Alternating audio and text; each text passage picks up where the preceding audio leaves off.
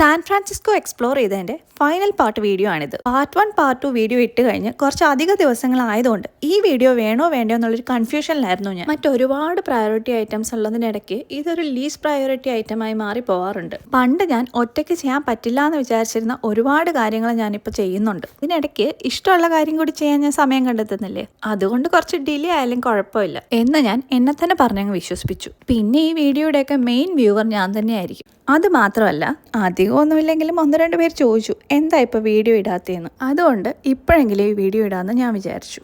അപ്പോൾ ലാസ്റ്റ് വീഡിയോയിൽ ഞാൻ പറഞ്ഞു നിർത്തിയത് ഓഷ്യാത്തയിൽ ഫുഡ് കഴിക്കാൻ പോയതുവരെ ആയിരുന്നു. അവിടുന്ന് നേരെ പോയത് സെയിൽസ് ഫോഴ്സ് പാർക്കിലേക്കാണ്.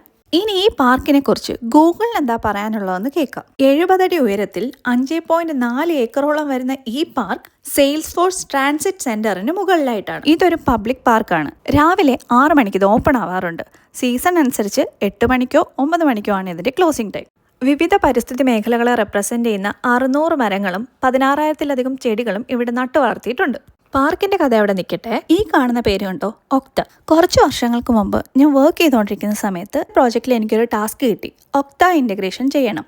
അന്ന് ഇതിനെപ്പറ്റി വലിയ പിടിയൊന്നുമില്ല. കുറച്ച് ഞാൻ വെള്ളം കുടിച്ചെങ്കിലും അവസാനം എനിക്ക് ക്ലയൻറ്റ് അപ്രിസിയേഷൻ വരെ കിട്ടിയ ഒരു ടാസ്ക് ആയിരുന്നു അത്. ഇന്ന് പണിയൊന്നും ഇല്ലാതെ അത് ആലോചിക്കുമ്പോൾ അന്നത്തെ എന്നെക്കുറിച്ച് ഇന്ന് എനിക്ക് അഭിമാനം തോന്നുന്നു. അയ്യോ, പണിയില്ലെന്ന് പറയാൻ പറ്റില്ല, 2 പേര് നോക്കുന്ന നല്ല പണിയുണ്ട്. ഈ ഒരു ഫ്രെയിം കണ്ടോ, എനിക്കിത് ഒരുപാട് ഇഷ്ടപ്പെട്ടു. സാധാരണ അമ്മയും കുഞ്ഞും തമ്മിലുള്ള വീഡിയോസ് അങ്ങനെ കിട്ടാറില്ല എന്ന് പറയാറില്ലേ, അത് സത്യമാണെന്ന് എനിക്കും തോന്നാറുണ്ട്. അതുകൊണ്ട് ഈ ഒരു അവസരത്തിൽ അങ്ങനെ ഒരു വീഡിയോ എടുത്തുന്ന പ്രവീണയ്ക്ക് നന്ദി അറിയിക്കുന്നു. ഫ്രീ ഗൊണ്ടോള റൈഡൊക്കെ കഴിഞ്ഞ് ഞങ്ങൾ സെഫോറയുടെ മുമ്പിലെത്തി. കുട്ടികൾക്ക് അവിടെ കുറച്ച് ആക്ടിവിറ്റീസ് ഉണ്ടായിരുന്നു. കുറച്ച് പ്രോഡക്ട്സും ഗിഫ്റ്റ്സും ഒക്കെ കിട്ടി. അതൊക്കെ കൊണ്ട് എല്ലാവരും ഹാപ്പി ആയിട്ട് തിരിച്ചു വന്നു. അവസാനമായിട്ട് ഈ യാത്രയെ പറ്റി കുറച്ച് കാര്യങ്ങൾ പറഞ്ഞോട്ടെ.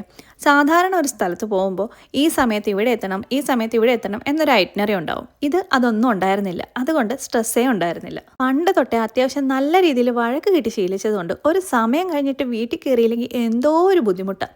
ഇത് അതും ഉണ്ടായിരുന്നില്ല. അപ്പോൾ ഇനി സമയം കിട്ടുമ്പോൾ അടുത്ത വീഡിയോ ആയിട്ട് കാണാം.